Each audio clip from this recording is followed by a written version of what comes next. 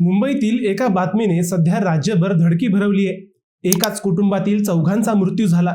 मृतांमध्ये आई वडील व त्यांच्या 2 मुलींचा समावेश आहे. रात्री काही नातेवाईकांसोबत बिर्याणी खाल्ल्यानंतर काही तासात या कुटुंबाने कलिंगड खाल्ल्यानंतर फूड पॉयझनिंग होऊन त्यात त्यांचा जीव गेल्याचे प्राथमिक तपासात समोर आले आहे. विषबाधेमुळे एकाच कुटुंबातील चौघांचा मृत्यू झाल्याने मुंबईसह संपूर्ण राज्यात खळबळ उडाली आहे. विरुद्ध आहार आणि विषबाधा हा मुद्दा या घटनेमुळे पुन्हा एकदा चर्चेत आलाय. आता विरुद्ध आहार म्हणजे नेमकं काय आणि ही घटना नेमकी काय होती हेच आपण या व्हिडिओतून पाहणार आहोत. नमस्कार, मी अजय आणि आपण पाहत आहात अहिल्यानगर लाईव्ह 24, राज्यातील घडामोडींचं परफेक्ट अनालिसिस. मुंबईतील पायधुनी परिसरात शनिवारी एक धक्कादायक घटना घडली. पायधुनी परिसरातील घाटी गल्ली येथील मुघल बिल्डिंगमध्ये डोकाडिया कुटुंब राहतं.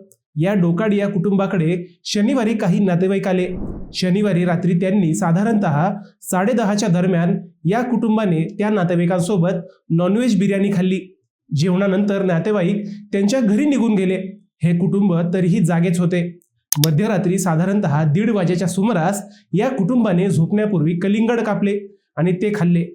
त्यानंतर पहाटे या कुटुंबाला त्रास होऊ लागला.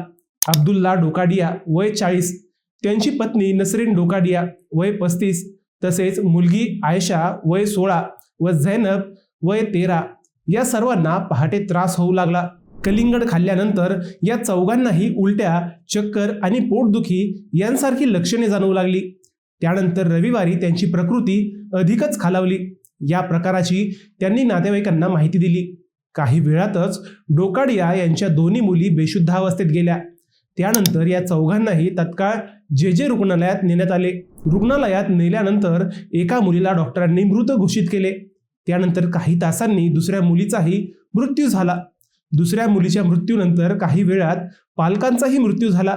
4ही मृतदेहांचे शवविच्छेदन करण्यात आले असून शवविच्छेदन अहवाल आल्यानंतरच मृत्यूचे नेमके कारण समोर येईल. दरम्यान मृत्यूपूर्वी अब्दुल्ला यांनी डॉक्टरांना दिलेल्या माहितीनुसार त्यांनी अगोदर बिर्याणी खाल्ली व त्यानंतर कलिंगड खाल्ल्यामुळे त्यांना त्रास झाल्याचे पोलिसांनी सांगितले. आता शवविच्छेदन अहवाल आल्यानंतर मृत्यूचे खरे कारण स्पष्ट होईल. या घटनेनंतर जे मार्ग पोलिसांनी अपघाती मृत्यू म्हणून नोंद केली. प्राथमिक संशयानुसार बिर्याणी आणि कलिंगड यांच्या एकत्रित सेवनामुळे ही विषबाधा झाली असावी असा अंदाज वर्तवण्यात येत आहे. मात्र पोलिसांनी सर्व शक्यता लक्षात घेऊन तपास सुरू केला आहे. त्यांच्या अन्नात काही विषारी पदार्थ मिसळले गेले होते का याचाही शोध घेतला जात आहे. सध्या या चौघांच्या मृतदेहाचे शवविच्छेदन करण्यात आले असून मृत्यूचे नेमके कारण स्पष्ट करण्यासाठी हिस्टोपॅथॉलॉजी अहवालाची प्रतीक्षा केली जात आहे. हा अहवाल आल्यानंतरच त्यांच्या मृत्यूमागचे गूढ उकलणार आहे. आता जे प्राथमिक कारण आहे त्याची चर्चा सुरू झाली आहे. हे मृत्यू विरुद्ध आहारामुळे झाल्याचा संशय आहे. आता विरुद्ध आहार म्हणजे नेमकं काय हे आपण समजून घेऊ. प्रत्येक पदार्थांचे गुणधर्म हे वेगवेगळे असतात. जसं की आपण दूध पितो तसंच आपण दही किंवा ताकही पितो.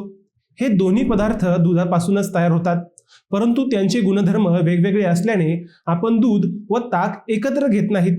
त्यांचे गुणधर्म हे परस्पर विरोधी असल्याने त्यांचे सेवन एकत्र करता येत नाही. वेगवेगळ्या गुणधर्मांचे 2 पदार्थ पोटात गेल्यास त्यांचा विषसंयोग तयार होतो. त्यामुळे अनेकदा माणसाचा मृत्यूही संभवतो. मुंबईतील घटना ही अशाच फूड पॉयझनिंगमुळे झाल्याचा संशय आहे. दूध आणि फळे ही एकत्र कधीच खाऊ नये. आपण आवडीने मिल्कशेक पितो, परंतु ते शरीरासाठी अत्यंत घातक आहे. आयुर्वेद सांगते की कोणत्याही फळात दूध घेऊ नये. हे दोन्ही एकत्र केल्यावर तयार होणारे टॉक्झिन पचवणे शरीराला जड जाते. खास करून केळी आणि दूध एकत्र कधीच खाऊ नये असंही आयुर्वेदात सांगितलं गेलंय. तरीही आपण केळीचं शिकरण करून खातो. ते आपण यापुढे टाळलं पाहिजे. याशिवाय मध आणि तूप हे 2 पदार्थही एकत्र करून कधीच खाऊ नयेत.